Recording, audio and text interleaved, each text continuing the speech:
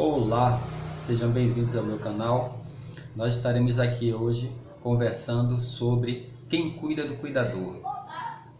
Muito pertinente porque hoje tem muita gente cuidando dos outros, especialmente no campo da saúde, mas também quem cuida no campo emocional, quem cuida do pobre, quem cuida do outro, de um modo geral, quem está cuidando de doentes também em casa.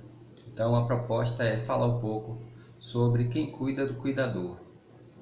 E obviamente é necessário fazer algumas reflexões para que compreendamos melhor a profundidade dessa temática.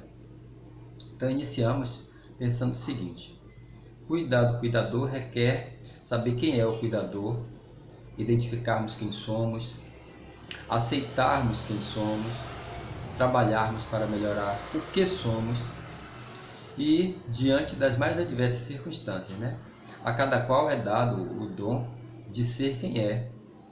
E a história que vamos contar a seguir é atribuída ao pastor Cláudio Duarte. Uma história interessante que nos vai fazer algumas reflexões acerca da temática. Um homem que quebrava pedras. Havia um homem que quebrava pedras.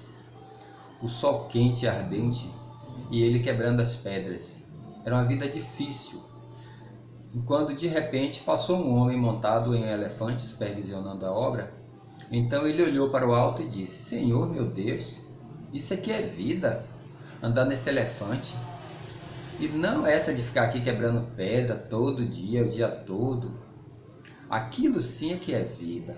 Ô Senhor, eu nunca pedi nada, mas por favor, Senhor, me transforme naquele homem que anda no elefante. Eu vou ser tão feliz. Então Deus falou, tá bom, e transformou ele no homem que andava no elefante. Mas o homem que andava no elefante tinha que supervisionar 3 províncias todos os dias. 9 horas montado no elefante, o sol quente batendo na cabeça dele, cozinhando os miolos dele, um calor infernal. Aí ele falou: que é isso, rapaz? Esse negócio de andar de elefante não é coisa boa não. O bom mesmo é ser o sol, que queima os outros, que esquenta. Ah, se eu fosse o sol, eu seria feliz. E o Senhor, então, disse: então você será o sol.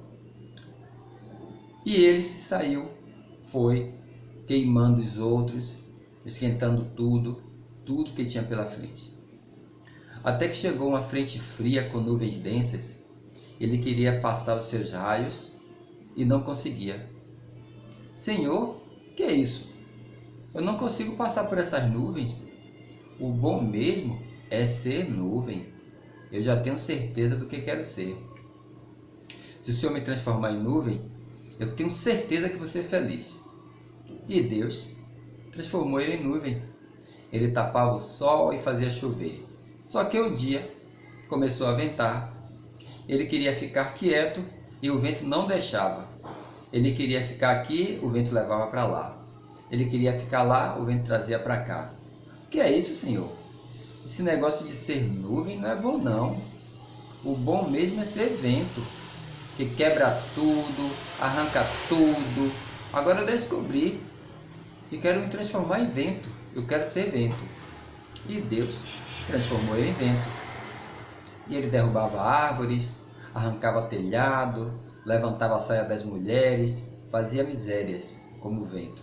Só que um dia ele parou numa pedreira e começou a soprar. E a pedreira não estava nem aí, nem se movia. Ele estava cansado de soprar e a pedreira nada. E ele então: Senhor, bom mesmo é ser pedreira, forte, intransponível. Me transforma, Senhor, numa pedreira. E Deus transformou. Ele estava lá quieto, sossegado, quando que, um determinado dia, escutou um barulhinho, uma fisgadinha. Tinha um cara lá embaixo quebrando pedra. Aí ele falou: Senhor, esse negócio de pedreira não é bom não. O bom mesmo é ser esse cara que quebra pedra. E Deus falou: mas esse homem que quebrava pedra era você no começo. E disse: pois é, Senhor, eu era feliz e não sabia. E essa história nos remete justamente ao nível de felicidade que temos, muitas vezes não percebemos e buscamos em outros caminhos, em outras vidas, a nossa suposta felicidade, né? De acordo com a PNL, que foi desenvolvida por Richard Bandler e John Grinder, o ser humano ele é movido por duas forças. Não são forças antagônicas, mas são duas forças que estão presentes no ser humano: a fuga da dor e a busca do prazer. Nós estamos constantemente buscando o prazer e fugindo da dor. Podemos avaliar isso muito perfeitamente, né? Se aparece um animal bravo, que a gente sente que pode nos morder, um cachorro, a gente quer fugir, a gente não quer conta com a dor, né? Fugimos sempre da dor, tanto física como emocional. E para exemplificar melhor, a gente dá exemplo, né? Se 100 pessoas obesas que não costumam malhar fossem convidadas a fazer ginástica durante 30 dias para emagrecer, possivelmente poucas conseguiriam ir até o final. Mas se fosse oferecido um prêmio de R$10.000 para quem cumprisse a tarefa, no mínimo 90% iriam completar a tarefa, se não todos, com exceção daqueles que tivessem uma condição financeira que não precisasse desse dinheiro. E o que é que vai mudar? O que muda com a proposta do prêmio? As pessoas associariam o prazer ao ganho financeiro. E o que poderiam fazer com esse prêmio? E por outro lado, também teria a dor presente, né? A dor de perder a oportunidade de ganhar dinheiro. Você já deve ter passado pela experiência de ter comprado algo e viu aquele mesmo objeto em um outro lugar com um valor menor. E você sente uma dor. Poxa, eu gastei tanto ali e aqui estava mais barato. Sempre vamos sentir essas dores e essa busca pelos prazeres. Tony Robbins, escritor e palestrante motivacional, ele cunha uma frase que diz o seguinte, né? Na vida você tem duas escolhas: sofrer a dor da disciplina ou a dor do arrependimento. Então nós estamos muito nessas instâncias, sentindo a dificuldade de sermos mais disciplinados, de cumprirmos o nosso papel. Então a gente acaba sofrendo a consequência disso, né? De não cumprirmos o que devemos e de fazer aquilo que é necessário para o nosso crescimento. E a gente apresenta também um pensamento de Joana de Ângeles no livro Amor, Imbatível Amor. Ela diz o seguinte: a personalidade humana, o ser essencial é amor. No entanto, no processo de despertamento da sua potencialidade divina, adquire expressões não legítimas que passam a atormentá-lo, já que fazem parte do processo de maturação, através de negatividades que são o desamor e as máscaras do ego, expressando-se como pseudo-amor. Então, o ser humano, em sua essência, ele tem essa força do amor, mas ela acaba se perdendo no decorrer da jornada, no nosso processo de crescimento e de amadurecimento. Às vezes vamos dar mais atenção àquilo que não necessita de atenção, em detrimento das coisas mais importantes. São os nossos mecanismos de fuga, né?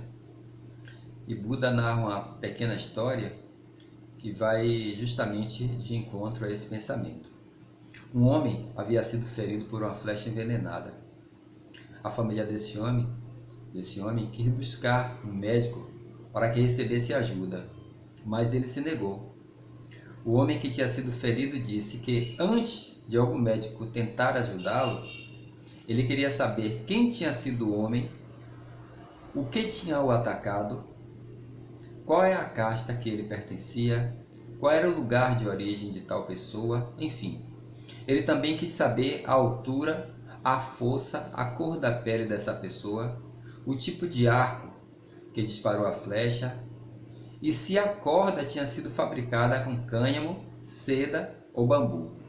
Assim, enquanto continuava querendo saber se as penas da flecha eram de urubu, pavão real ou falcão, e se o arco era comum ou curvo, O homem morreu antes de saber a resposta para as suas perguntas. Isso nos remete a uma reflexão imediata, que a primeira ideia que nos vem à mente é de que a atitude do homem ferido é absurda e tola. Mas, no entanto, Buda diz o seguinte, que nós todos nos comportamos da mesma maneira, sem perceber. Estamos todos feridos com aquela flecha envenenada, que mais cedo ou mais tarde atribuímos excessiva importância às coisas inconsequentes, mergulhando-nos num estado de preocupação desnecessária. Então, às vezes estamos tão focados nas coisas que não têm importância, que esquecemos o que é mais importante, que é, em essência, cuidarmos de nós. E qual seria o caminho para o autocuidado? Esse autocuidado de que tanto falamos, é necessário primeiro que o indivíduo enxergue suas dores. Sem enxergar suas dores, ele não tem como cuidar, ele não tem como tratá-las. Então é importante cuidar das suas dores, enfrentá-las. É necessário fazer o afrontamento. Muitas vezes vivemos fugimos muito, fugimos das nossas dores, porque são dilacerantes. Mas enquanto não as enfrentarmos, continuaremos com esse mecanismo de fuga e aí não conseguiremos lograr êxito na resolução. Para isso é necessário o autoconhecimento. Vamos falar mais adiante sobre como atingir esse autoconhecimento, o que fazer. Um outro aspecto é vencer o medo de perder a atenção dos outros. Muitas vezes estamos dedicando muito tempo dando atenção aos outros por medo de perdermos. Somente que não perdemos ninguém. Primeiro porque ninguém nos pertence. Então essa é a premissa. Os outros que estão, nossos amigos, nossos companheiros, as pessoas com quem convivemos, todas elas estão conosco por uma razão. Cada qual tem a sua razão. Mas é importante que você saiba o valor que você tem para que possamos seguir adiante. E cada qual tem o direito de estar próximo ou não. É uma escolha do outro. É necessário trabalhar também nesse viés o auto-perdão e o alo-perdão, que é o perdoar o outro. E o auto-perdão, que é um desafio existencial muito grande, nós temos uma grande dificuldade em trabalhar essa questão do auto-perdão. É mais fácil, inclusive, perdoar o outro do que se auto-perdoar. Então, nós propomos a reflexão. Quanto tempo faz que você não tem um momento consigo mesmo, fazendo algo que goste, um tempo exclusivo e seu, só para você? Há quanto tempo? É algo para pensar, né? Vamos pensar a respeito. Quanto tempo eu não me dedico a mim mesmo? Estou fazendo muita coisa para os outros. E nesse ínter a gente pensa sobre as vezes em que nós estamos coisificando o ser humano. O que é isso, coisificação? É quando nos permitimos o uso alheio de nós. Existe a coisificação, quando coisificamos o outro, quando o outro se torna objeto de uso, ou quando nos autocoisificamos, quando você se permite ser o objeto de uso do outro. O sociólogo polonês Zygmunt Bauman, ele diz o seguinte: a relação frágil dos indivíduos tem como pressuposto a coisificação dos humanos e a humanização das coisas. Quantas vezes as pessoas estão humanizando coisas, quer seja um animal de estimação, quer seja um carro, um objeto, né, transferindo o sentimento de amor como se fosse algo humano. Ou o contrário, né, tá utilizando o homem, o ser humano, o outro, como se fosse uma coisa. Então é o cuidado que a gente precisa ter, para não estar coisificando nem se autocoisificando, né, se permitindo que o outro o faça de gato e sapato. Até porque isso também pode ser um mecanismo de fuga. Estou fugindo e me permito que o outro faça isso porque eu tenho um ganho secundário com isso. Eu tiro a responsabilidade de mim mesmo. Então é importante a gente rever essa questão. Cuidar dos outros como mecanismo de fuga de si mesmo é uma saída, às vezes, bem complicada. E para a gente também compreender melhor a nós mesmos e ao outro, e por que precisamos ter esse auto-amor desenvolvido, vamos pensar sobre a empatia, né? Mateus diz o seguinte, em capítulo 7, versículo 12: faça ao próximo o que gostaria que fizessem por você. Tudo quanto, pois, quereis que os homens vos façam, assim fazei-o vós também a eles. Porque esta é a lei e os profetas. Então isso é um trabalho de empatia, é a capacidade de reconhecer facialmente e fisicamente a expressão de sentimentos alheios, espelhar essa percepção e dar uma resposta. O que eu gostaria que fizessem se fosse eu que estivesse naquela situação? Então, se pôr no lugar do outro é uma perspectiva muito interessante, porque você sai da sua zona de conforto para imaginar como é que você está se sentindo diante das suas ações. Então, quando se fala de amar ao próximo como a si mesmo, é necessário que se tenha o auto-amor. Eu só posso amar o outro se realmente eu me amar em plenitude. Uma pessoa que se auto-ama, ela quer o melhor para si mesma, mas também o melhor para os outros, pois não há auto-amor sem alo-amor. E um dos itens para o autocuidado é o autoconhecimento, como eu falei há pouco.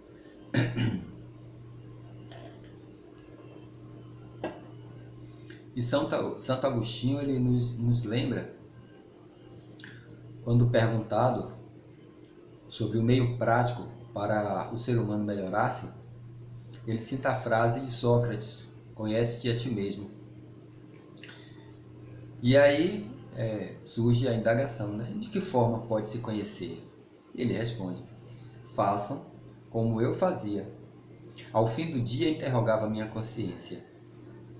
Passava revista ao que fizera e perguntava a mim mesmo se não faltara a algum dever, se ninguém tivera motivo para de mim se queixar.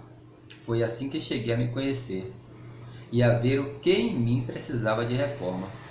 Essa é a técnica que ele utilizava, né? Fazer um exame de consciência ao final do dia. Será que eu ofendi alguém? O que foi que eu fiz? Como foi que eu me movimentei no mundo? Então, cuido de mim ou cuido do outro? A sensação é que uma opção exclui a outra. Que se pensa às vezes, se eu invisto todo o meu tempo cuidando de mim, não sobra tempo para cuidar do outro. E se eu cuido do outro, não tenho tempo para cuidar de mim. E assim a gente acaba oscilando entre essas duas alternativas. Então é importante que a gente descubra a importância de desenvolver hábitos de autocuidado. E aí eu convido você a pensar e refletir em todos os cuidados que você tem com você mesmo. Como você tem cuidado de si mesmo? O autoconhecimento é um conjunto de atitudes que cada um faz com o objetivo de cuidar de si mesmo. Muitas coisas podem ser consideradas como atitudes de autocuidado. No nosso cotidiano precisamos ter essa atenção. E aqui eu trago dois exemplos, a princípio no campo físico, mas também mental e espiritual.